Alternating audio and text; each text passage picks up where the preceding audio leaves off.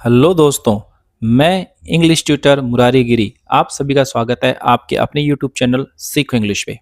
चूँकि आपका LDC exam 2026 बहुत पास में है, तो उस एग्ज़ाम में आने वाले इंग्लिश के जितने भी टॉपिक्स हैं अपन यहाँ पे उनको कवर करेंगे।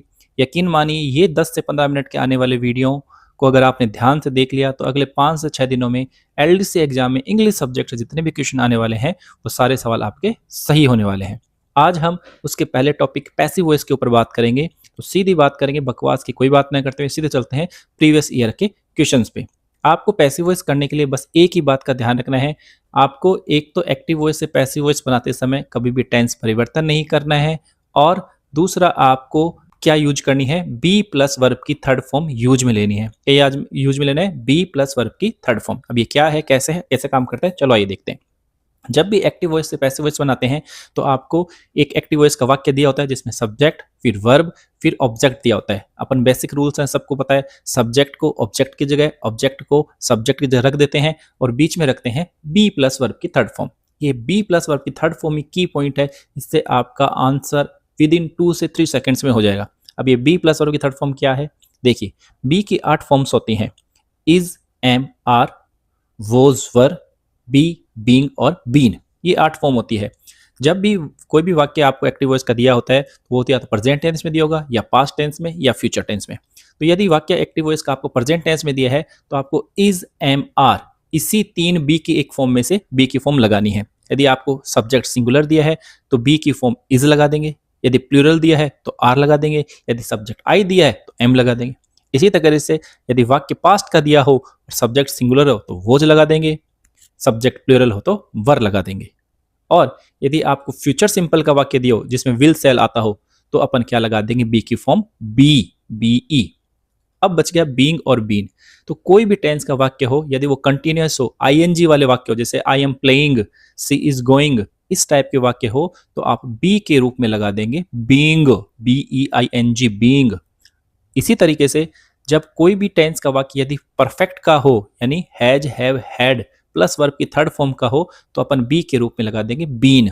बस इसी एक बात का आपको ध्यान रखना है। आपको क्या करना है, सब्जेक्ट को ऑब्जेक्ट की जगह, ऑब्जेक्ट को सब्जेक्ट की जगह रख देना, जो बेसिक्स रूल है, और उसके दोनों के मिड में आपको लगाना है बी प्लस वर्ब की थर्ड फॉर्म। फिर से रिवाइज कर लेते हैं, बस एक बार रिवाइज कर लीजिए, सारे सवाल विद इन सेकेंड हो जाएंगे। 2 मिनट यहाँ पे दे दीजिए। बी प्लस वर्ब की थर्ड फॉर्म बी की 8 फॉर्म है, इज, एम, आर जो कि प्रेजेंट में आते हैं, वोज, वर पास्ट में, फिर आते बी यानी फ्यूचर सिंपल में, फिर बीइंग किसी भी टेंस के कंटिन्यूअस में, फिर आते हैं बीन किसी भी टेंस के परफेक्ट में। अब चलते हैं डायरेक्ट प्रीवियस ईयर के क्वेश्चंस पे। आप खुद देखना, विद इन 2 से 3 सेकंड में आपके सवाल सॉल्व होने वाले हैं। सीधा आंसर से करेंगे, आपको पैसिव वॉइस बनाना नहीं है, आंसर में पैसिव वॉइस पहचानना है। तो चलते हैं सीधे प्रीवियस ईयर के सवालों पे।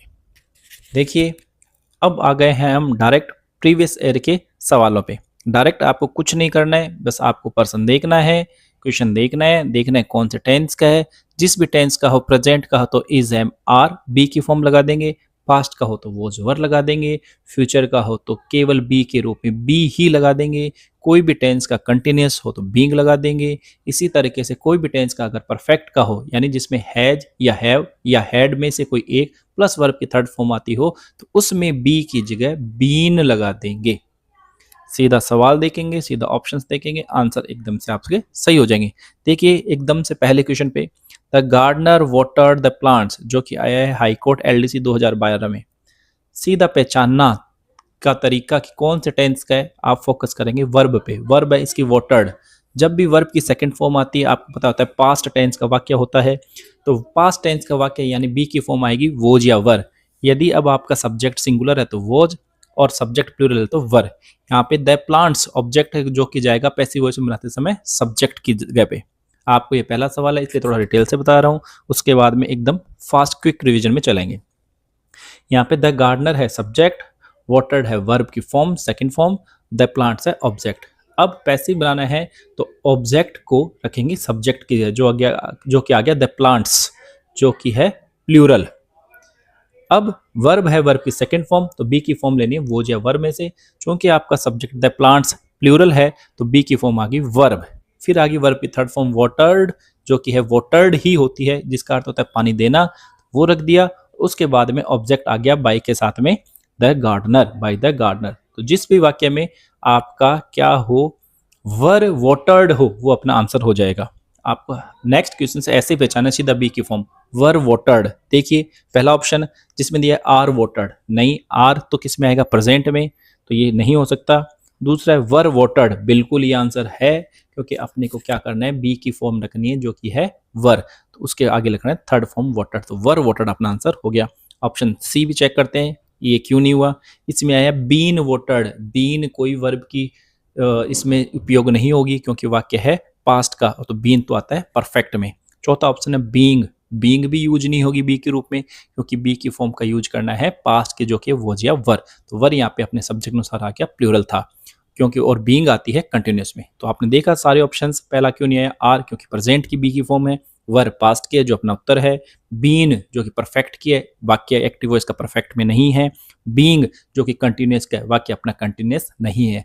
आपको मैंने पहले ही बताया था सब टेंस कोई चेंज नहीं होगा, सिर्फ बी की फॉर्म रखनी है अकॉर्डिंग टू टेंस और वर्ब की थर्ड फॉर्म। ये एक सवाल करने में टाइम लगा है। अब नेक्स्ट सवाल देखिए कितने आसानी से होते हैं। देखिए अब बात करते हैं क्वेश्चन नंबर 2 की, जो कि आया है हाईकोर्ट एलडीसी 2022 में। इसमें देखिए हु ब्रोक द विंडो, सीधा वर्ब पे फोकस करेंगे, ब्रोक जो कि वर्ब की सेकंड फॉर्म है, यानी वाक्य आएगा बी की फॉर्म वोज या वर, जहां पे भी वोज या वर है वो अपना आंसर हो जाएगा। अब ये वाक्य चूंकि इंट्रोगेटिव है तो वोज या वर आ जाएगा द विंडो सब्जेक्ट से पहले, तो जिस पे वाक्य में द विंडो से पहले वोज या वर में से कोई एक है, द विंडो जो कि सिंगुलर है तो वोज ही आएगा, वर नहीं आ सकता। और हु को आपको पता है कैसे वोज बनाते हैं, बाई हुम में चेंज करते हैं, तो by whom was the window broken, जिसे आया वो आंसर हो जाएगा। ऑप्शन पहला देखिए by whom the window was आ गया, नहीं इंट्रोगेटिव है तो वोज पहले आएगा, by whom was the window broken, option number second भी हो गया सही। ऑप्शन नंबर सी हु का हु में पड़ा, चेंज नहीं किया तो गलत हो गया। Option number D by whom is आ गया, इज नहीं आएगा, आएगा वोज, तो answer number B is the right option. देखिए कितना आसान है। अब देखिए क्वेश्चन नंबर नेक्स्ट जो क्या है RMSSB LDC 2023 में, सेंटेंस देखिए ही हैज कंप्लीटेड से साफ पता चलता है वाक्य है परफेक्ट का, परफेक्ट में बी की फॉर्म होती है बीन, जिस भी ऑप्शन में बीन यानी हैज बीन कंप्लीटेड है वो अपना आंसर हो गया। ऑप्शन फर्स्ट वॉज कंप्लीटेड नहीं है, दूसरा हैज कंप्लीटेड ऑप्शन सेकंड, लेकिन हैज अपने कुछ बीन, हैज बीन। तीसरा है हैज बीन कंप्लीटेड, बिल्कुल option number C is the right answer.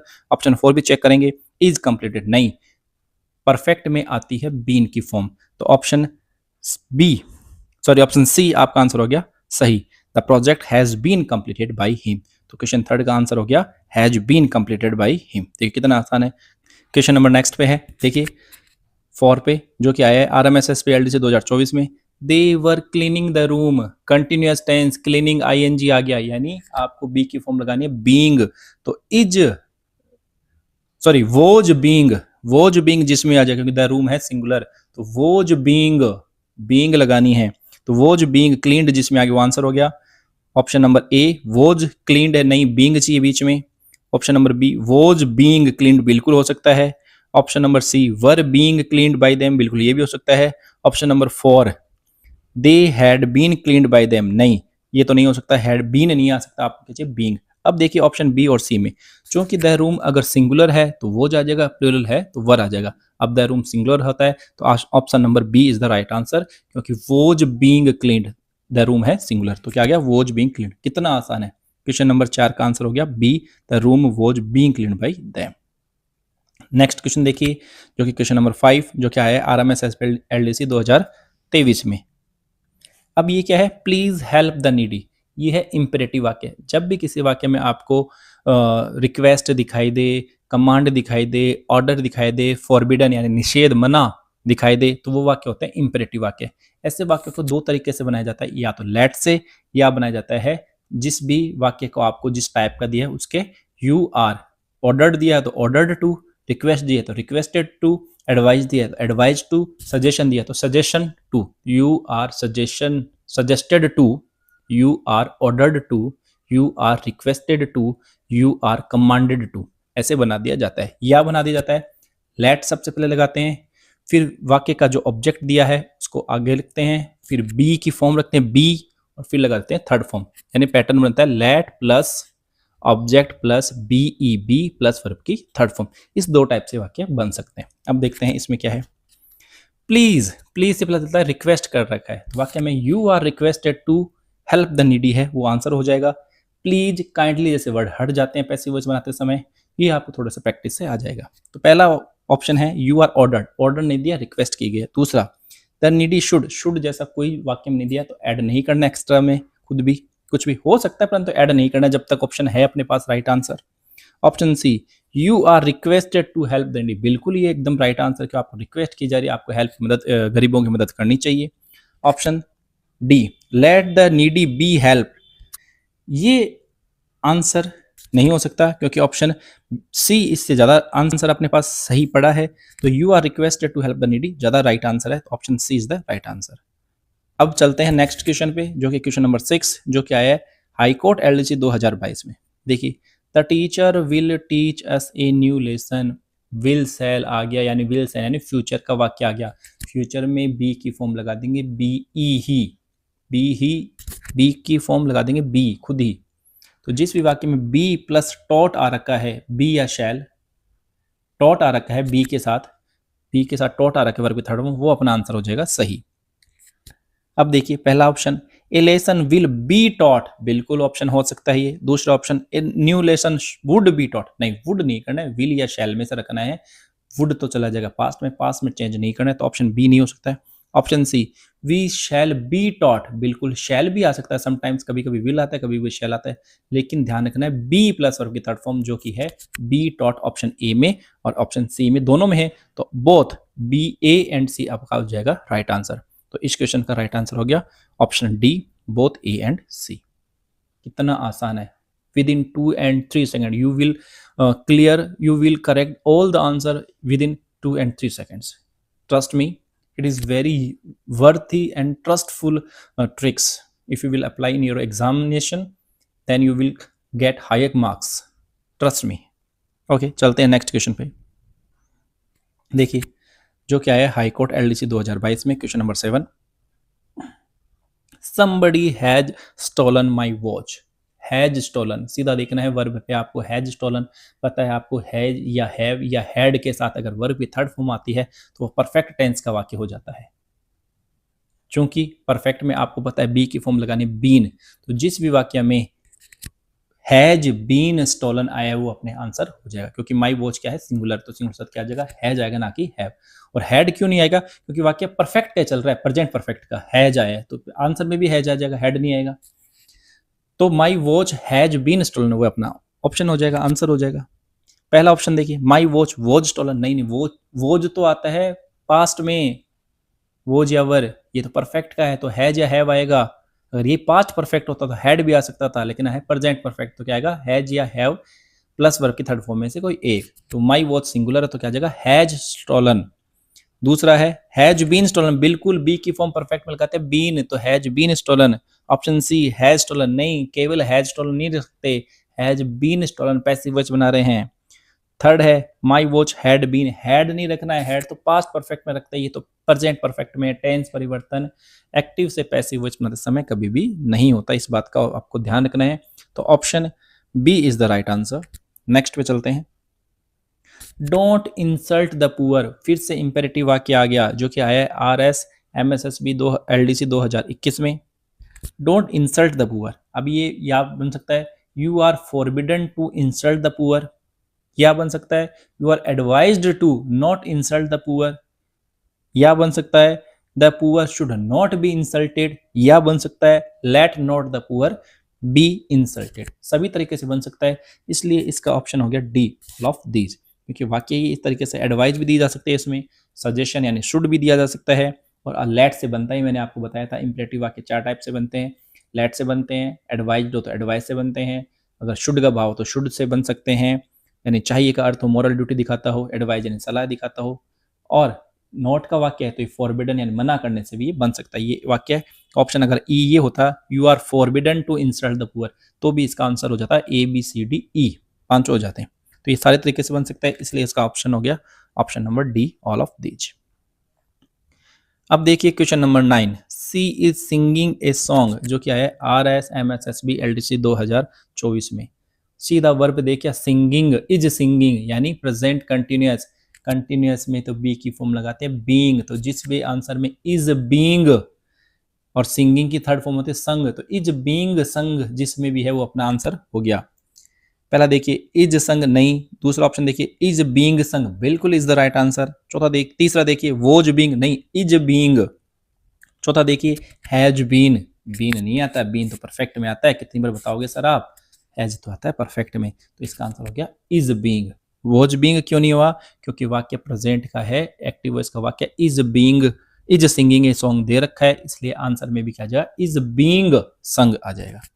कितना आसान है। ये देखिए लास्ट सवाल अपन करेंगे इस क्लास का, can you solve this puzzle. अब जब भी आपकी कोई भी मॉडल आ जाए, जो कि 13 मॉडल है, उस मॉडल में आपको कुछ भी नहीं करना है, जो भी मॉडल दिया उसके आगे केवल बी लगा दे, बी प्लस वर्ब की थर्ड फॉर्म, बी ई बी और उसके बाद वर्ब की थर्ड फॉर्म, आपका आंसर हो जाएगा सही। यहाँ पे देखिए ये कैन आया है मॉडल और उसके साथ में यह है इंट्रोगेटिव, तो कैन सबसे पहले आ जाएगा कैन क्योंकि इंट्रोगेटिव है, फिर है अपना इस टेंस का ऑब्जेक्ट है दिस पजल, इसको आगे आगे ले आएंगे, तो can this puzzle be solved by you अपना आंसर हो जाएगा। ऑप्शन बी देखिए कुड, कुड नहीं हो सकता क्योंकि कैन दे रखा है, टेंस परिवर्तन नहीं करना है। तीसरा देखिए can this puzzle solve by you, ना तो उसमें बी ई लगाया ना वर्ब की थर्ड फॉर्म सॉल्व्ड किया है, तो ये भी आंसर नहीं हो सकता। चौथा देखिए is this puzzle solved by you, is विज एक्स्ट्रा में कुछ भी नहीं लगाना है, जो दे रखा है वह का वही रखना है, टेंस परिवर्तन नहीं करना है, तो can this puzzle be solved by you option number 1 is the right answer. देखिए कितने आसान हैं, ये 15 मिनट की क्लास हुई भी नहीं और आपका 10 सवाल हो गए। यदि मैं एक्सप्लेनेशन नहीं करता केवल टिक करने होते तो ये 10 सेकंड के भी सवाल नहीं है। इसी तरीके से आप प्रैक्टिस करते रहिए, यकीन मानिए आपके सारे सवाल सही होने वाले हैं। आपको कुछ क्वेश्चंस मैं और दूंगा आगे, कुछ और प्रीवियस ईयर क्वेश्चंस है जो मैं आपको नेक्स्ट स्लाइड्स में दे रहा हूं, आप उन्हें सॉल्व कीजिए और कमेंट बॉक्स में राइट आंसर उनका मुझे कमेंट करिए। यकीन मानिए यदि पूरी ईमानदारी से इन सारे क्वेश्चंस को आपने कर लिया, पैसिव वॉइस की बेसिक्स को ध्यान रख लिया, तो एलडीसी एग्जाम में एक भी सवाल आपका गलत नहीं होगा। चैनल को लाइक कर दीजिए, सब्सक्राइब कर दीजिए और बेल आइकन को भी दबा दीजिए ताकि नेक्स्ट क्लास जैसे ही आए आपको उसका नोटिफिकेशन मिल जाए, क्योंकि हमें नेक्स्ट 5 से 7 दिन में ही सारे टॉपिक्स को कवर करना है, इसलिए चैनल के साथ बने रहिए। तब तक के लिए do hard work, keep continue, good night, जय श्री राम।